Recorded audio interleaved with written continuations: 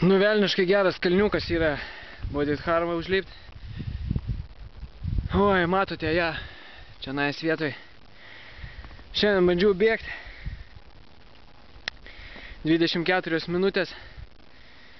Iki pačio viršaus yra sudėtingas. Manau, visai greitas laikas, bet viso šlapės. Marškinėlius galim džiauti. Bet koks užtat vaizdas atsiveria, verta jį bėgti, verta sportuoti, kad iš viršaus galima būtų pažiūrėti Šauliną. Oi, į Sanšanio kalnus. Dar kartą grožimės ir negalim atsidžiaugti. Gaila, kad šį kartą vienas esu, bet viskas bus gerai. Tikiuosi, mano kolektyvas paseks mano pėdom ir antrą kartą įveiks šitą kalną. Linkėjimai visiems.